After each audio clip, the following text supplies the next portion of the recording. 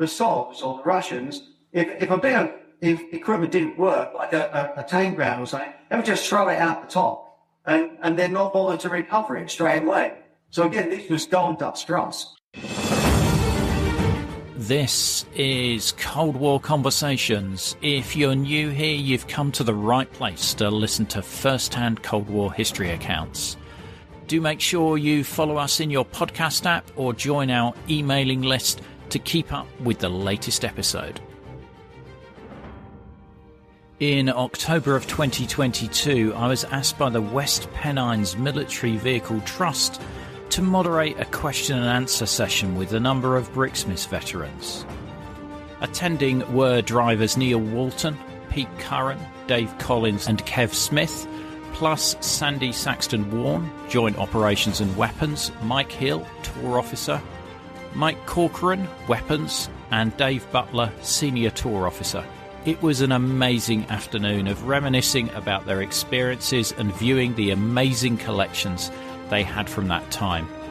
My good friend Colin Dyter helped with the complex recording of this session, but a quick note that the audio is not up to the usual quality of Cold War Conversations due to background noise, but I think the events and activities described definitely make it worth listening to. Thank you. The Cold War Conversation continues in our vibrant Facebook discussion group and on Twitter. Just search for Cold War Conversations on Facebook and we're at Cold War Pod on Twitter. Now, Cold War history is disappearing, but a simple monthly donation will help keep this podcast on the air. You'll be part of our community, you'll get a sought-after Cold War Conversations coaster as a thank you, and you'll bask in the warm glow of knowing that you're helping to preserve Cold War history. Hi, I'm Abe Grant and I support the Cold War Conversations podcast financially, quite simply because it's the best history podcast out there and I want to make sure it continues. Keep going, Ian, and thank you. If a monthly contribution is not your cup of tea, we also welcome one-off donations via coldwarconversations.com/donate. I'm delighted to welcome 7 BRIXMIS veterans to our Cold War conversation. Out of the area, with the imagery, very excited, got on the phone, which we could do. We could call the mission house and pass on information. I told them we thought we had something interesting. Anyway, come back, photographs are on the desk, debriefing, we got SS-21. And it wasn't for a couple of days that somebody looked at them again and said, but hang on, SS-21 has 3 axles, this has 4. And we realized we actually had a brand new equipment seen for the first time in East Germany. So there's a bit of a danger to keeping information quiet. We were an experienced crew, but that witness of expectancy, where you think you know what you're seeing, can sometimes come back and bite you in the ass. Now, there's a follow-on to this story. The photo interpreters and photogrammetrists were very excited about the imagery. And we actually got colour imagery, which was even better, because colour had not long been in the mission. And their only concern was, well, you've got a succession of pictures, you have the motor drive going and so on. But, what we really need to be certain about performing photogrammetric work on this to get its dimensions is for somebody to go back and measure a couple of known objects. And there happened to be a broken tree in the picture, which they said, if you could just go back and get the measurement between that tree and this one, we'd be delighted. So a week later, the same crew went back, and the area was still occupied, not to the same extent. But we went in very cautiously and got those measurements, and to our delight, I think 2 or 3 months later, Jarek actually sent us the model they had made from the imagery and the measurements to show off the equipment. And Mike will remember this very well. And that's that story. The images are available. I like to think of what made us go and measure the distance between two trees. I'll get it for that. To be honest, it probably worked. It was a very tense moment getting out of the vehicle in that area to go and make the measurement, I can tell you. You mentioned a couple of interesting things there, because in passing you said, and of course they would take markings off vehicles and things like that. And those were actually tremendously important in several different ways. First of all, was the big marking, the side number. And that is what was giving you the ORBAD, to a lesser extent, the TOE, the Tables of Organisation and Equipment, for what the Russians were. Was it 30, was it 33 vehicles, 30 battalions, things like that. But actually, sometimes total stencil numbers on the side were equally important, because that would give you production numbers. You would have an idea of when it was made, how many of them were made, and you would build that picture up over quite a few years, sometimes 10, 15 years, and you would actually get good ideas on how many SS-21s, SS-23s, EMV2s had actually been made when they started producing. And of course, Germany was stealing a lot of this kit at different locations. It's on relatively fuzzy imagery, and there was no way you could get site numbers and production markers and things like that. The other thing we used to push those through our regular material, push them for, was stereo imagery. So we would say to them, couldn't you just have moved a couple of feet to one side and then take another kilogram? And I mentioned the motor drive, and of course it was great. But stereo imagery made such a difference to the quality of the image. You get things like the depth of the crew arches out of it. And one of the big things, tremendously important, but physically quite small, that came out following, I think it may have been T80, was a tiny little notch about 4 inches across on the top of the front deck, just off to the side of the glassing bed. And that we knew and we were expecting was going to be a GLONASS terminal. It's for the Russian GPS system, which is called GLONASS. And we'd never really seen it, and it was only once they got stereo imagery they could actually pick this thing out. We knew it was there because we were hearing the broadcasts through some of our colleagues that were working in other places. But we'd never actually seen it fitted to any equipment setting. And of course now GPS is common. Another simple one that came out of that is linked to topology, was on various train sightings we had been seeing as the tank battalions, motor rifle division anti-tank battalions. And it was always 6, usually MT-12s, sometimes slight variants of that. And then a couple of command vehicles, then another 6. And of course 18 of those would make up a battalion. And looking at the stereo imagery of these target equipments, you could see that one of them in every 6 had something unusual on it. The tank was a very slightly different shape. And eventually we decided, we've got to figure out what this is. There's obviously something under there. It's not just the way that irons that before they put it on the top of the equipment. And somebody on one of the trains managed to cut through the canvas with correct guff. Get some photographs of it in the dark. Couldn't really see what they were photographing themselves. Brought it back and said, we got that thing in the last force specifically. What it turned out to be was a laser rangefinder. And this was in the days again, laser rangefinders were relatively new. But of course the difference that made to an anti-tank battery battalion as Scrub is that suddenly, very accurately, they could tell how far away the opposition's tanks are. So that made a huge equipment difference to what the Russians had for something that was only a few inches long, really quite important. The stereo imagery, taking imagery covertly, things like that, hugely important, and yet we're all actually quite physically small bits of kit. And I think it's worth mentioning that stereo capture was taught on the special duties course that everybody attended. it wasn't always at the forefront of your mind. You're quite right, Mike. But you've touched on GPS, and in the late 80s, mid to late 80s, we'd been through the Gulf War and so on, and GPS had been issued at limited numbers. It was not carried routinely in the mission. And in my time, 86, 89, only a few GPS units began to come in, and they were generally issued, I think, to the Air Force tours, who wanted to be certain of their positions when they were assessing certain aerial tactics. And it was a very sensitive equipment.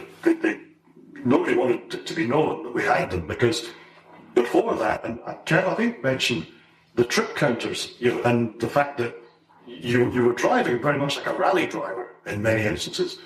The vehicles had no benefit of satellite navigation in the way that we do today. We take for granted.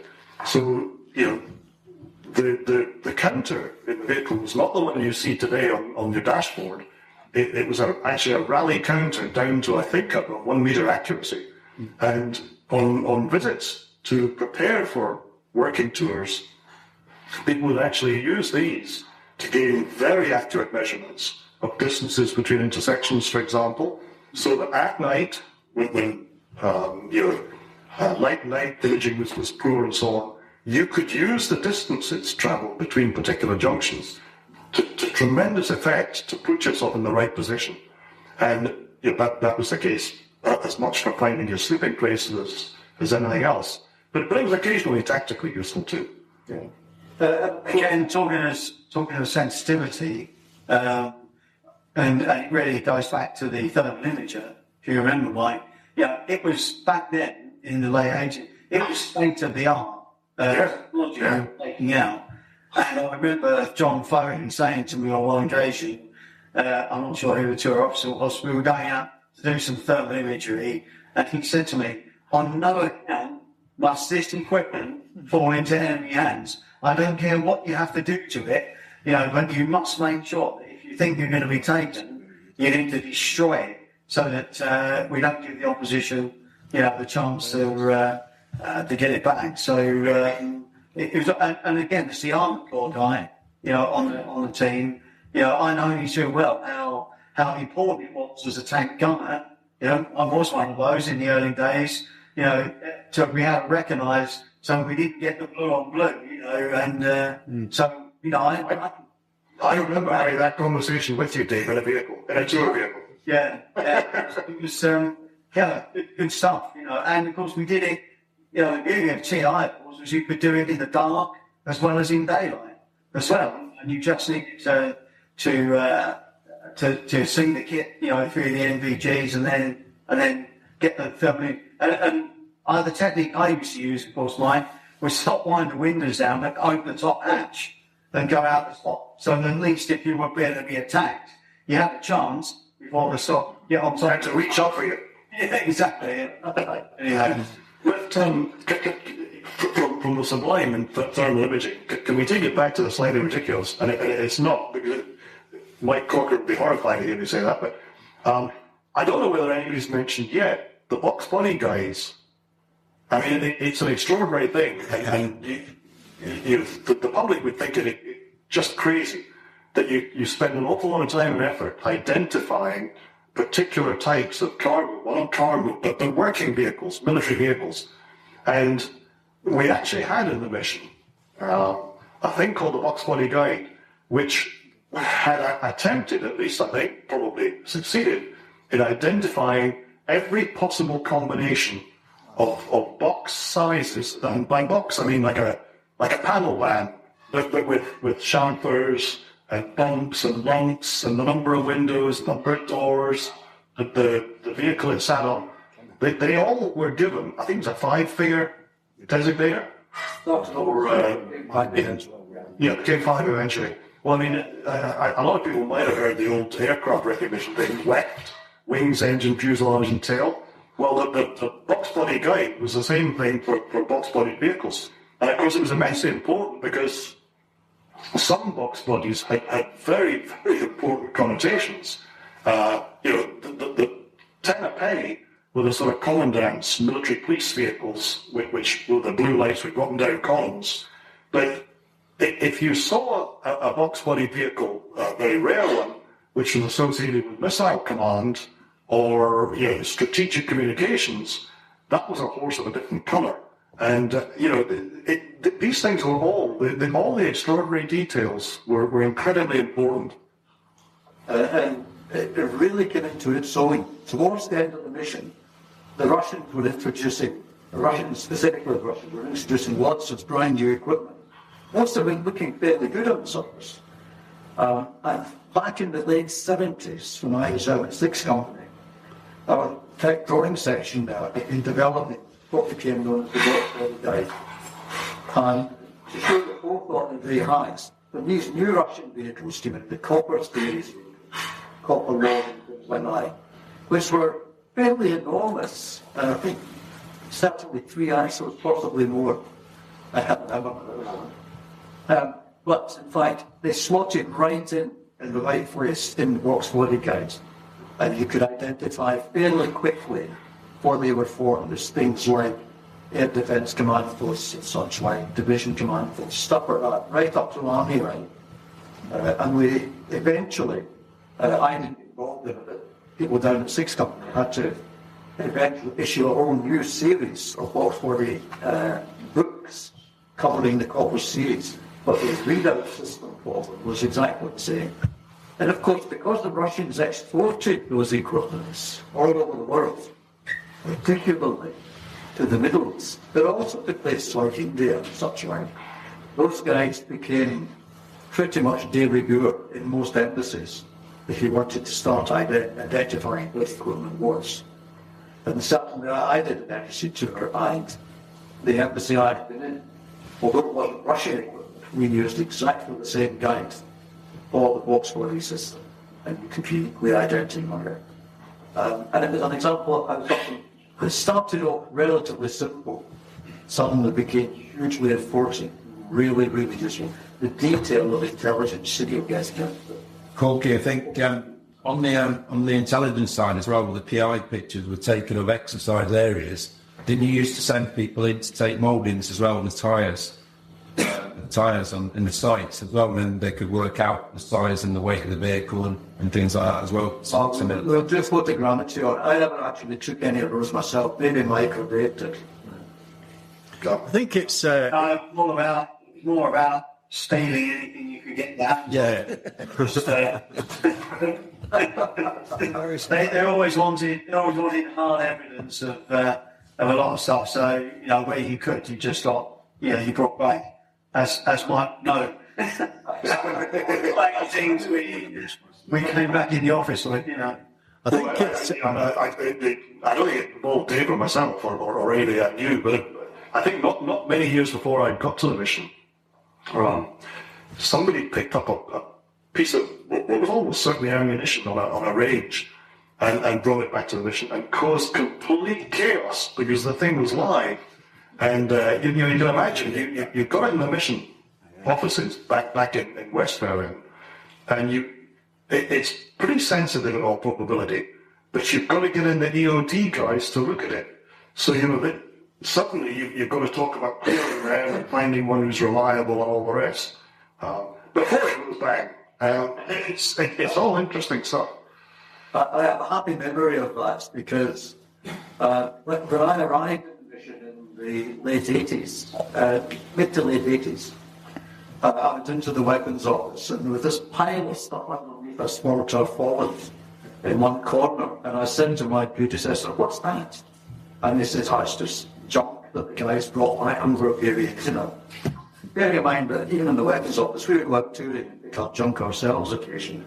And after I'd been in there a couple of months, I thought, I should really have a look underneath that and see what's there. And most of the stuff had been years stamped on it. And I say most, and that was the thing that was a little bit worrying. And we thought, take Mike's advice there, we'll get an ATO and have a look at this.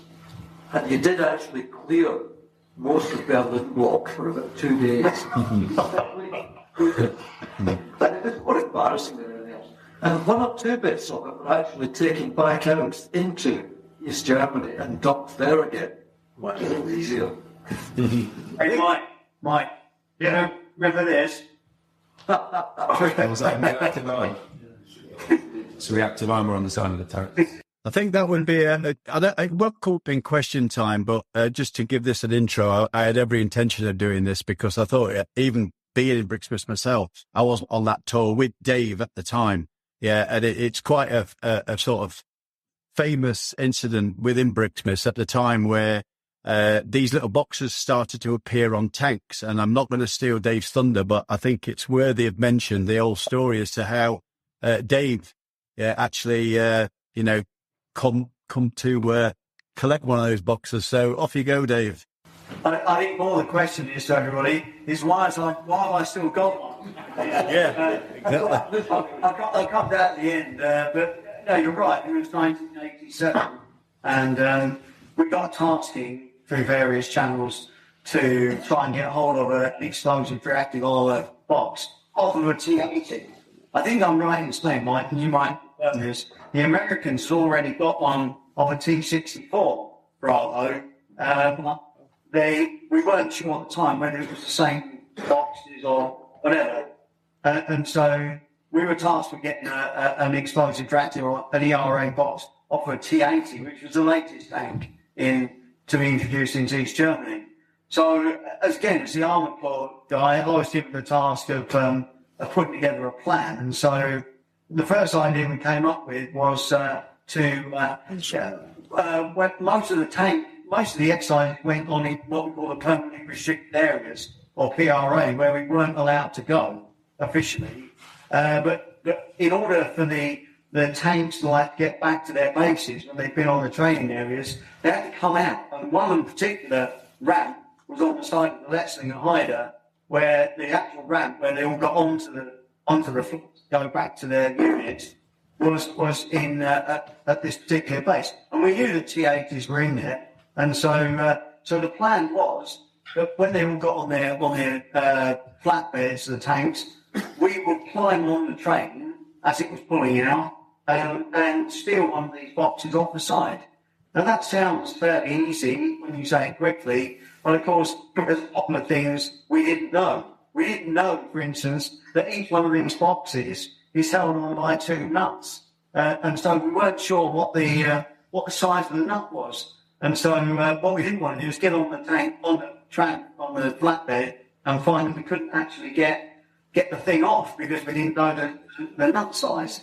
So we went down in the Potsdam and found a spanner from an East German shop which had 4 different nut size measurements on it. And I think we'd done some close-up photography and we had an idea what it was, but we didn't really know. So I had the spanner, and the idea was that we're going to climb on the train. Our vehicle was going to leave where we were and go up the road about 10 kilometres. We would work on getting the box off, and then as it came round another bend, the train, we would jump off, get back on the vehicle. That was the plan.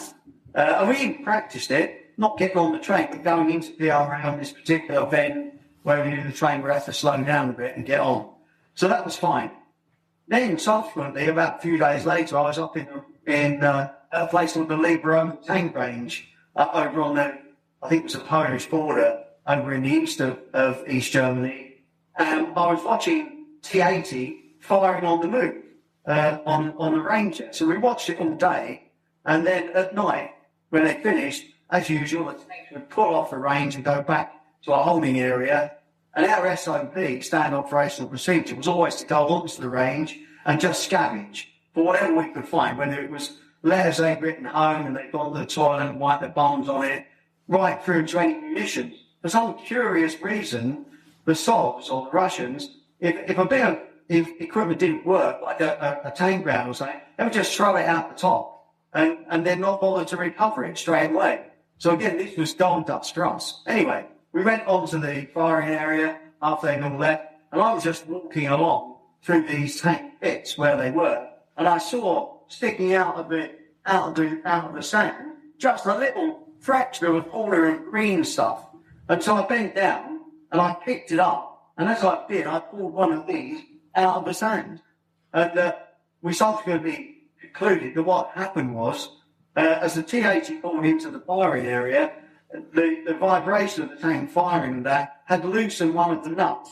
And in fact, one of these has like a curve in it, and the other one is a complete nut. And so what happened is it shook off the tank, fallen on the ground, and as the tank backed out of the tank pit, it had pushed it into the sand. Luckily, it was soft sand. So the thing was almost intact. But more importantly, so I knew what I would found. It was a bit like winning the lottery. Suddenly I heard all this music around me. There wasn't any music, but I knew I had it. I put it in my East Sherman stack and just strolled back to the vehicle. And the tour officer, bless him, he's dead now, and the driver, who's still alive. So we went off then to a rail crossing, which we always do, have a cup of tea, and just talk about what we found and all the rest of it. And I had my stack in the front of the car, and I kept the ERA box in the bottom of it, and I think the tour officer had found some ammunition, and I went to look at that. Anyway, and I just said, oh, by the way, I think I've got an ERA box. And I pulled it out, where you can imagine in the vehicle, that there was like, I won't swear too much on air, but it was colourful, let's just say that. And the tour officer said, well, we've got to go straight back to this because this is like the find of the century. And I said, no, because we knew the narcs or the secret police were following us. I said, we don't want to do anything out of the unusual. And also, we had and I don't know if you mentioned Tom Evoque yet, but we had a dump to do that night. And I was particularly keen to do dumps for some reason. And so I said, no, we'll just stay out for the next 2 days and then go back and hand it in. So we did that and went back. And I think we got back on a Friday night. It was one of my best mates leaving dues, and we were all in the club, and the brigadier was in there, John Foley and that. And I think I said, Mike, were you the tech guy? You and Mark Walton, wasn't it, I think? Anyway, Ian Passing. Oh, Ian Passing, yeah. And I remember, and I said to the other two, when we went up to handing out our booty that we found, I said, look, let's just make let's get some humour out of this. So we'll go in, we'll put all our other stuff on the counter, I'll keep the ERA box in the sack, and then as we'll turn to walk out, and I'll go, oh, by the way, I've got the ERA box, and I just remember, Mike, the look on your face and the rest of it. And I think actually, by the time we got to the club for the farewell drinks for Bromley, I think we'd already rang John Foley and Tom because he got me to one side and said, well done, Dave, that's brilliant. And I think, so in terms of intelligence, I think it was a fairly momentous one in 1987. I was very lucky and privileged, and the GOC, the General Officer Commanding that time in Berlin, was a guy called Patrick Brooking, who was a 5th Royal Enlisted Dragoon Guard, which was my regiment. And he used to get a monthly briefing, I think, from the mission, didn't he? And I remember him saying to me in no uncertain terms that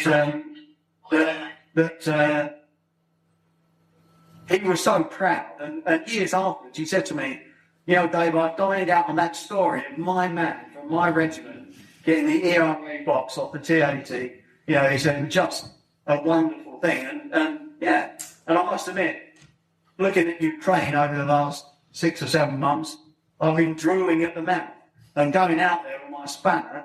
38 years later, I was at Curran at the Defence Academy there, and they got a T-62 ERA tank that they got off the Conan rates or something. Anyway, I went there because when I made a film about BRIXMIS, I wanted an ERA box. So I went down there, and they said, well, you can have 1 pound, Dave. So I said, well, can I try my spanner? So 30-odd years later, I found out that the spanner we got would have worked had we had to use Plan A. So it was all very neatly tied up. But anyway, that's the story, guys. And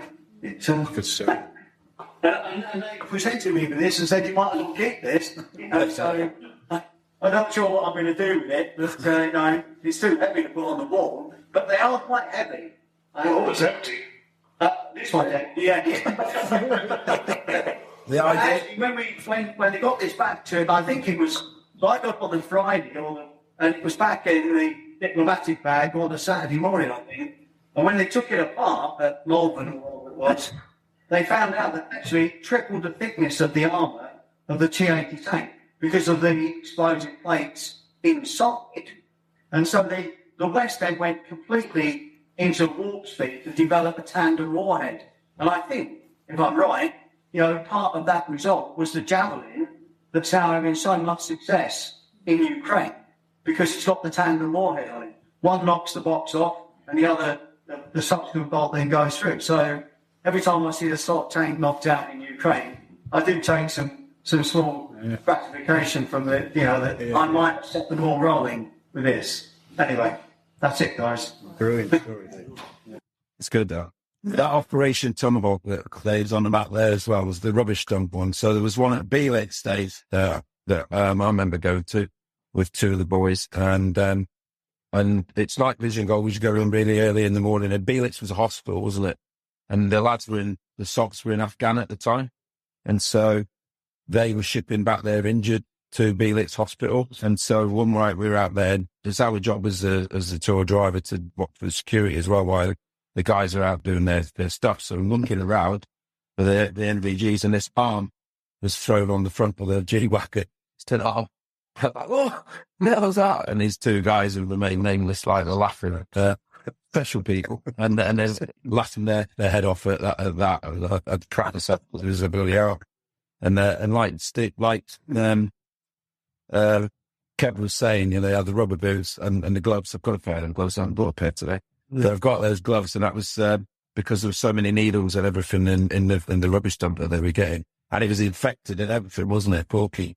And then at the end, when we were there for it became Joint Intelligence Service, they kind of told us that the chief says, right, now you can go on a cultural tour and you can borrow a camera if you like, but if you get caught, then you're on your own, sort of thing. So straight down to Magdeburg I was, looking for SA-12. Well, I have to admit, I ran out of fuel as well with my wife and the pregnant wife in the car, which wasn't a good thing for a BRIXMIS operator to do. Should have filled up in Berlin before it went. Only a half a K down the road, but I had a bit of a walk. So yeah, it was quite fun at the time. But sometimes, the casual observations that actually years later were really quite enforcing. There was a casual observation of a thing called an ERS-14, which is essentially a tanker truck with some showers fitted on long arms on it. And it was a signature equipment for a chemical defence battalion. And quite a few years later, something identical, essentially, was an ERS-14. It was seen in both in Iraq. And the concern, therefore, was that, of course, the Iraqis were getting ready to use chemical weapons. And the Americans were getting extremely excited about this. But, of course, one of the things BRIXMIS had seen them using this thing for was simply giving the troops in the field a warm shower, should they need a shower, to cool down. And we were able to say to the Americans, well, look, be very careful about identifying this as definitely chem or chem bio. It could be that they're simply using it as a shower facility. And of course, when you then look at the rest of the TOE and the ORPAT side of it, you could see the numbers that were being used, and it was simply that. All they were doing was using it as a way of washing. And we were able to take some of the heat out of the chem bio situation for that particular part of the Iraq deployment. So casual observations was just as important. Although, I remember being at the Rawbeck sidings just north of Potsdam one day, again with the same guys who were the team that we got the ERA box, and we saw an ARS-14 filling up from a railway tanker, one of these massive railway tankers. And said to John, the tour officer at the time, we got to come back and get a sample of this, before this tanker leaves, because it was it was a chemical weapons equipment, as you know, so it was high collection priority. Anyway, we waited until about 2 o'clock the next morning, crept back into the sidings, parked the vehicle about 100 metres away. John and I got off and climbed up the side of this. And I said, well, I'm going to need time to get a sample in. So I went back to the mission house we went back for a coffee or something. We were on the local tour around Potsdam, so we could do that. And at the time, the advertisement on the telly was for Schweppes tonic water, and it was Schweppes, you know who. So the cynic in me, said, okay, I'll take a Schweppes bottle with me. So I emptied it out, washed it out to make sure there's no cross-contamination, and got 50 metres of paracord. We climbed up on the top of this vehicle in the dead of the night and lifted the lid, and of course it was being, rusty, made an enormous sort of... Anyway, so John and I thought, and the first thing that hit us, of course, was the fumes from this thing. And you talk about health and safety, all we had was our RAF flying gloves, our gloves assassin, our Northern Ireland ones, and the first thing it hit, so we turned our heads away, and I got my Schweppes bottle in, got the splosh, brought it up, put a bit of rag in the top, took it back, and of course it then wound its way back to the UK in a diplomat bag, or however these things used to get back. And the intelligence community confirmed that it was trichloroethylene, which certainly wasn't used for showers, and it was one of the first, and we didn't know that the salts were using this as a decontaminant at the time, apparently. And the other thing they confirmed, of course, was that it was highly carcinogenic. And then, of course, a few years later, John went and died. And so the first thing it was at the time that Peter was writing the thing about our bar for the GSM. And so, our bankruptcy, what we did was.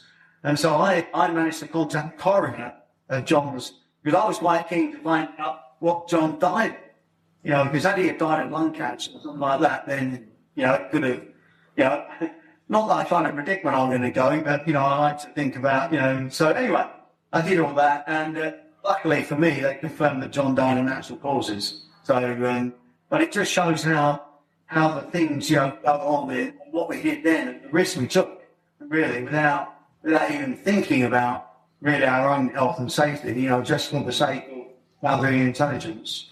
Dave, just who, just for the record, what was John's surname? What was his? I guess he's dead now. So John Biles.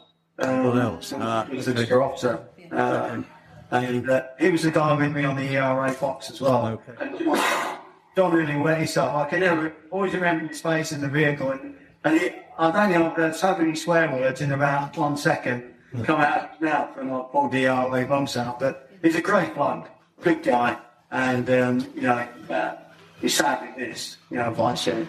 But like that, you sent me out to a big, massive, deep mine, open mine to take some samples. We took some mine. I was okay. That was your call. Sorry about that. Well, you have to ask yourself, why did Dave send you instead of doing himself? So I think one of the themes that's emerging in this discussion is how well prepared mission crews really were. And I'll give you an example of how much better we were than the Russians we were working against. Dave mentioned a railway sidings, and there was a famous railway sidings in the local area near Berlin called Saxton-Warne. Yeah. And it was well known as a place through which equipments would pass coming or going from the Potsdam garrison and the garrisons north of Berlin. So we always paid particular attention to that in the local. We go to a run through and so on. And ordinarily, it had no restrictions placed upon it. So one day, we came across the sidings, and then there were roads that ran either end, end to end. And not a big sidings, maybe half a dozen tracks and so on. And there are mission restriction signs, and if people don't know what those are, they're I think 3 or 4 language signs. There's one there that told that the Russians intended to prevent missions passing. In other words, they were stating that they didn't want you to go beyond those signs. There was something against it. Well, it was clearly of a temporary nature. So as things turned out, I thought, well, the hell with that. It's not been here before. It's not going to be here now. We're going to go out of the vehicle, knocked it over into the ditch, and we proceeded. Only to have the driver say to me, "Boss, there's an armoured vehicle behind us.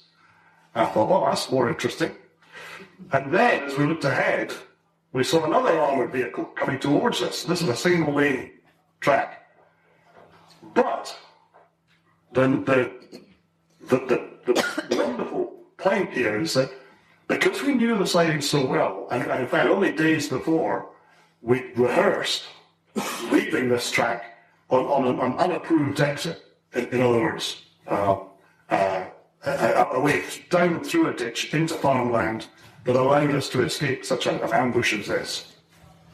So we used that, much to the frustration of the Russians. But a few days later, so a couple of days before we'd done a rehearsal, we escaped the trap. A couple of days later, I'm called by the chief, who asked me to accompany him on a protest trip to the Soviet External Relations Bureau, the Russians in Potsdam who managed the three Allied missions. And to my enormous embarrassment, I had to sit and interpret for the chief, who was receiving a protest about a hooligan who had been photographed, and they gave us the pictures of a tour officer throwing away a mission restriction sign and then trespassing on sacred ground. So, you've got to be careful. Steve Harrison, who I think was due to be with us today, but for some reason isn't, has got his Stasi file, which is the file the East German secret police kept on mission members. And he revealed, I think Peter Williams has said the same thing, he revealed that, to his astonishment, the East Germans in particular had been much more capable of conducting covert surveillance than we imagined. And he's aware in his file of an occasion at one point where they were listening to the conversation in the vehicle and reported it quite accurately. So, being photographed pushing a mission sign aside is nothing. There's probably a great deal more. But I've yet to obtain my file. I really should. Well, I got mine.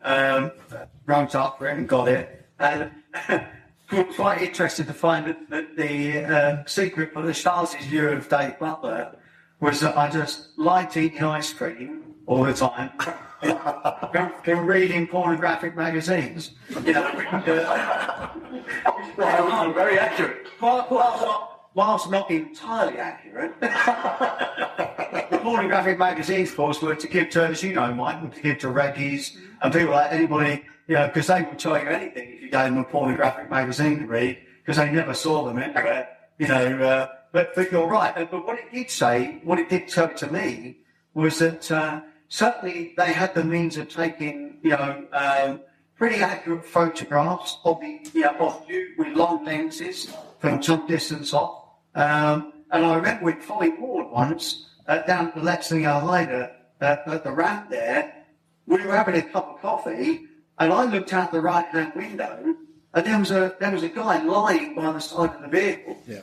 And I said to Colin behind me, "Hey, Colin, there's a guy." Our assessment at that time was that he was a deserter, because Colin just cracked the window and spoke to him in Russian, and the guy never moved.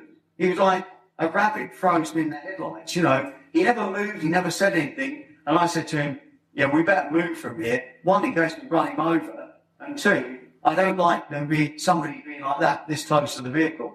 So we went away, never came back, and he'd gone.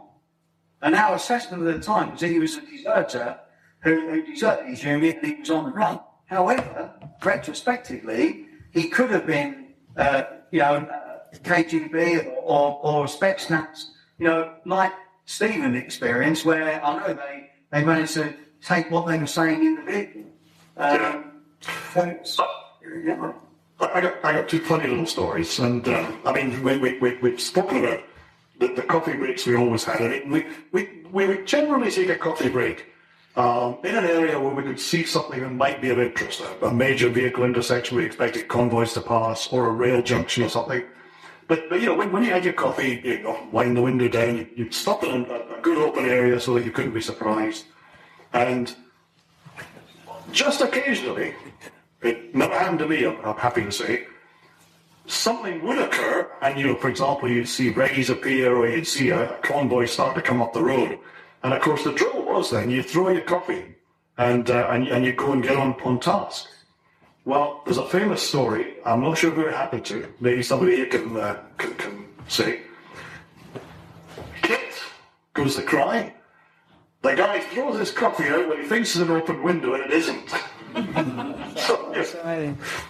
But the other funny thing, Dave mentioned ice cream, and the maps we carried, each of which people had prepared for themselves, had no markings of any tactical significance. So should they fall into enemy hands, I use the term enemy in inverted commas, they gave nothing away about our knowledge of what happened and so on.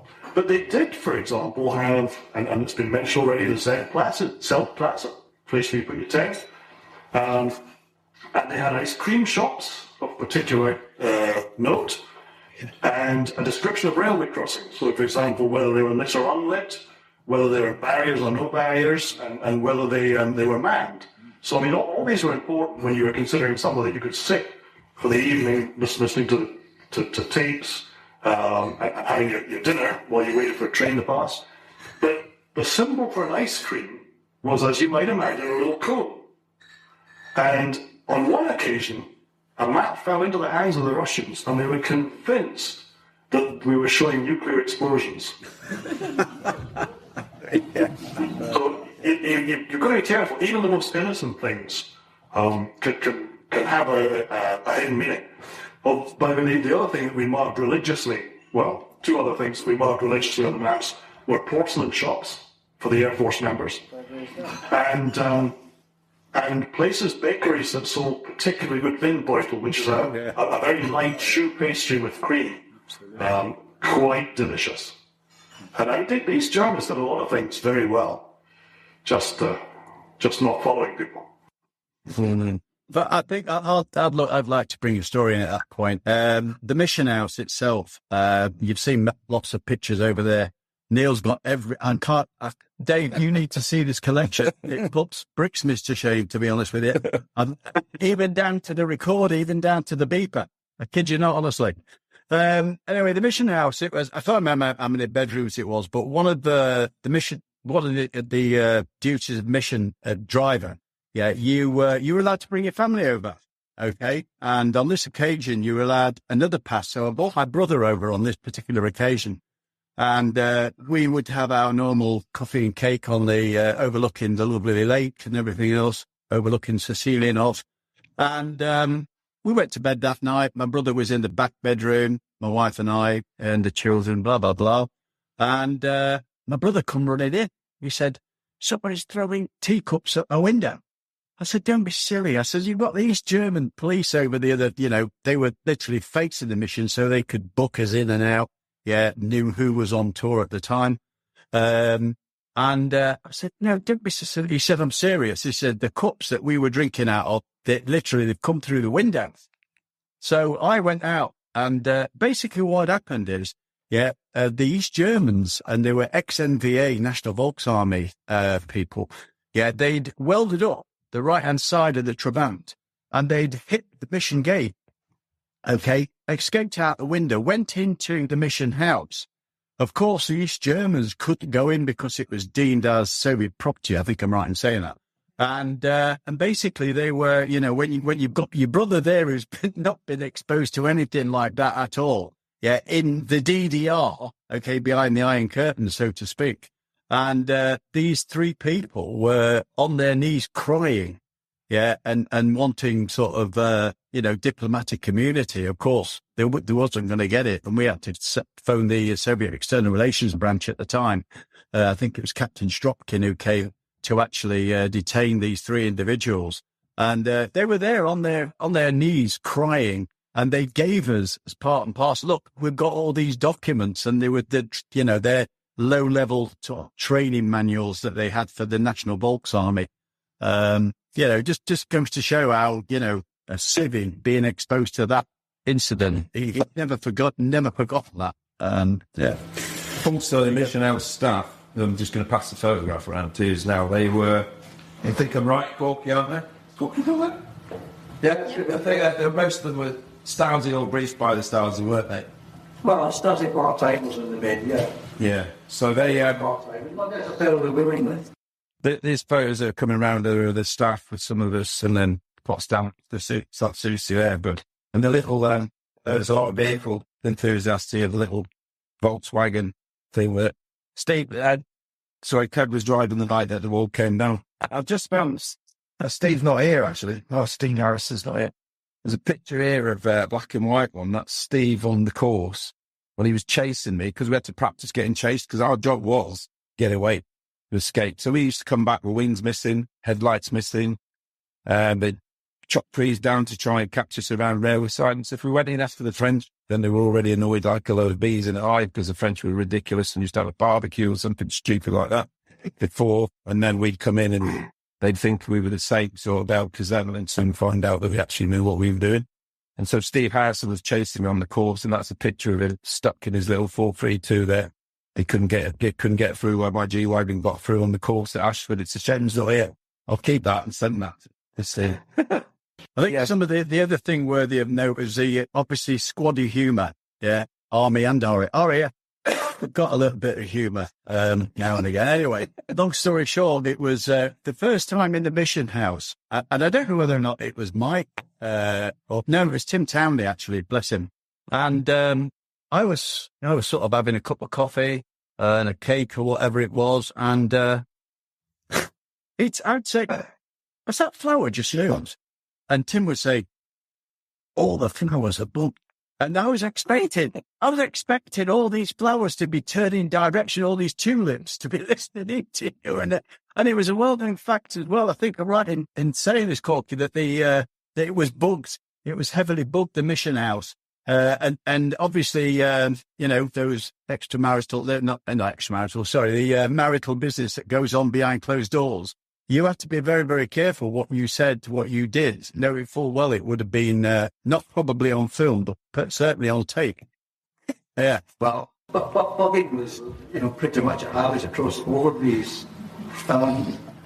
Days after the mission, 5 days after the mission, one of the wee jobs that I got was to visit the Czech Republic and help to debug a particular building there. We took our wives along, myself and the guy that went. And my wife, of course, we'd been used to bugging at the various jobs that we'd had over the years. But this other poor chap, his wife was picked out completely by the source. And at one point, we went into the control room for the building. And of course, there's all the CCTV cameras up. And pointed out that this is the room that we're sleeping in tonight. And those are all still alive. And my own wife, God bless her soul now, she's long dead, but her attitude was, well, let's go on a decent show for them. Well, my companion wife was absolutely horrified. I spent the whole night lying on top of the bed, to explode.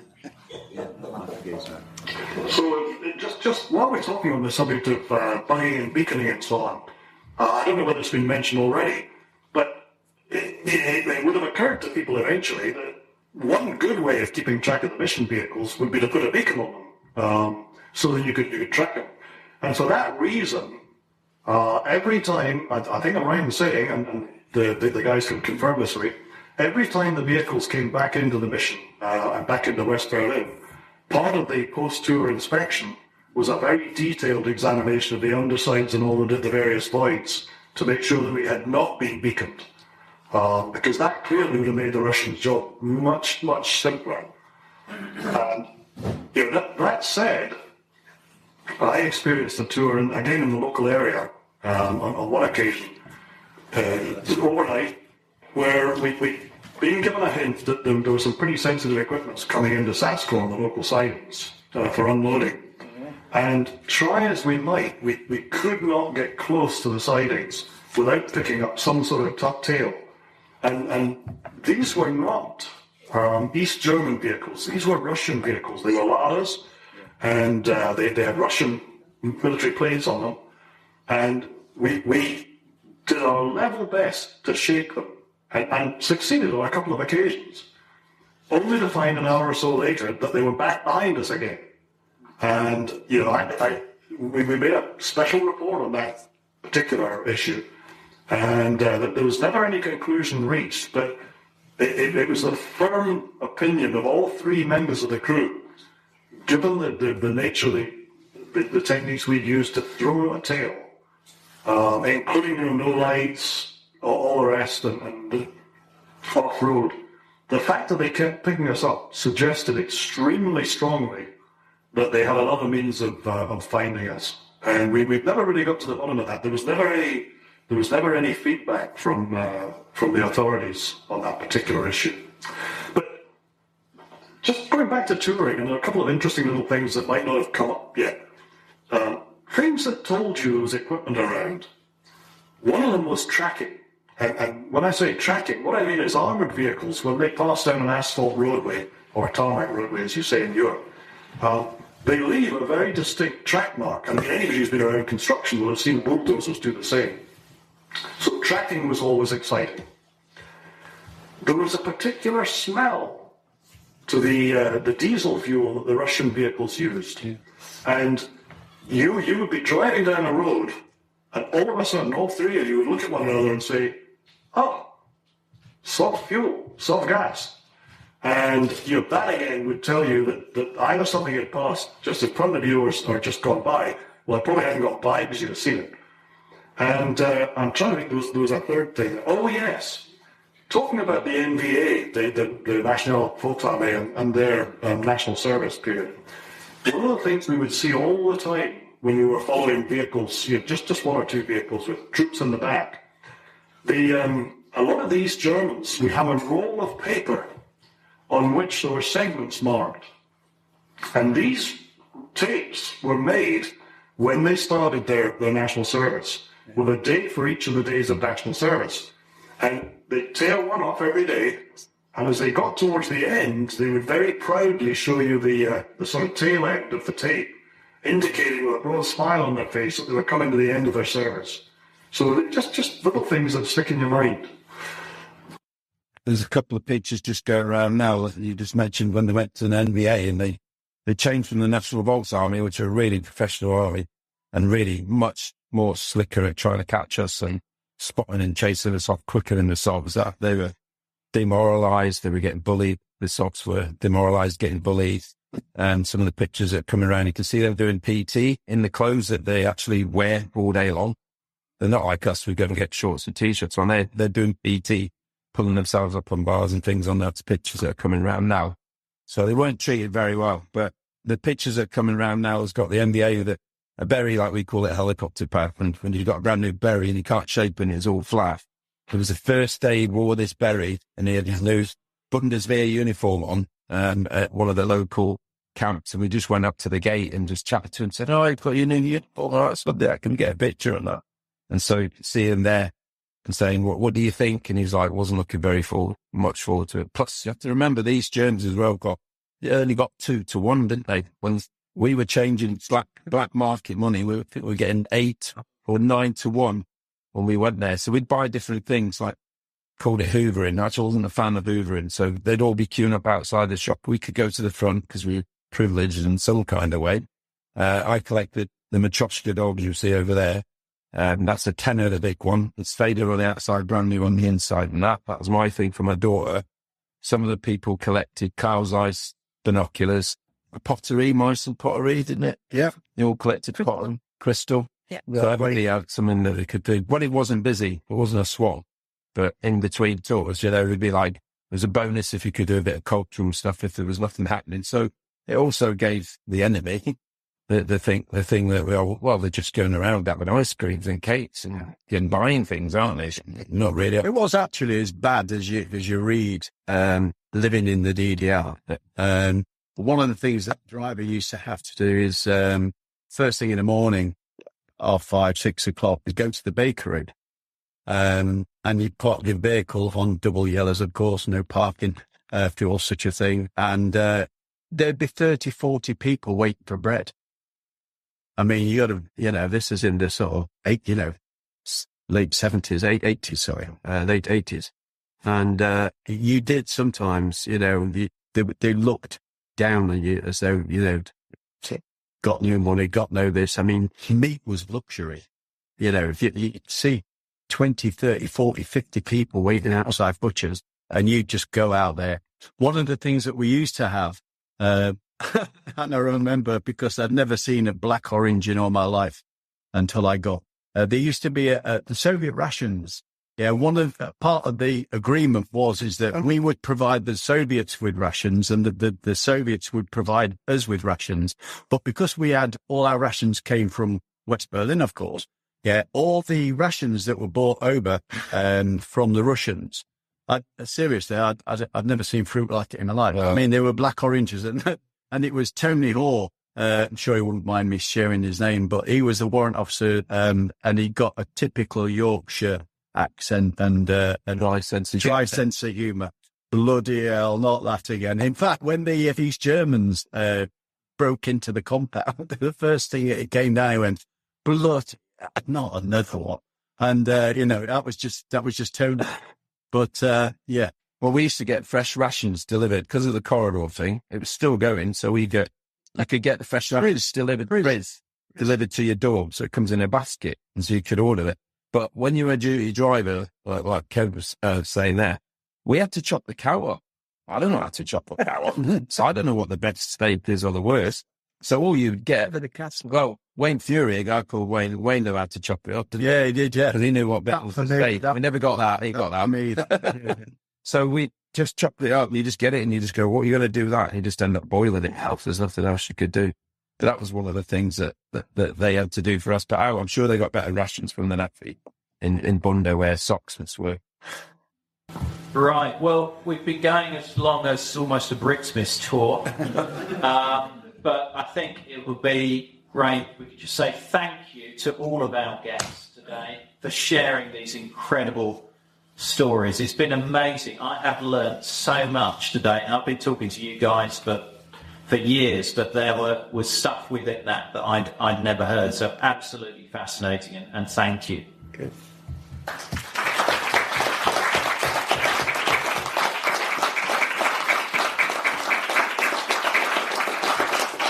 Now, I'm sure if you do have any other questions, some of these guys are still going to be around and are keen to show off their memorabilia over there.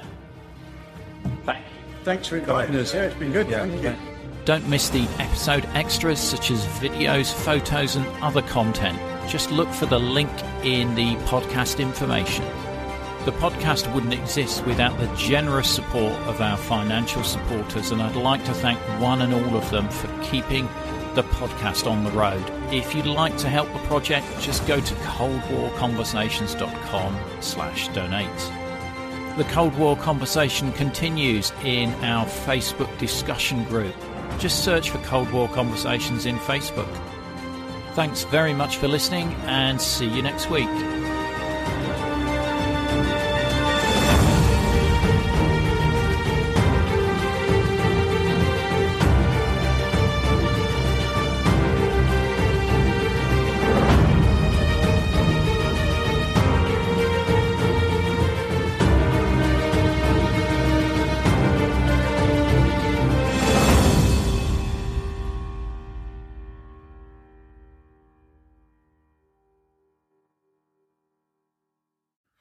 Thanks for listening right through to the end. I really appreciate it. And maybe check out our store and see if you can find the ideal gift for the Cold War enthusiast in your life. Just go to coldwarconversations.com/store. Thanks for listening.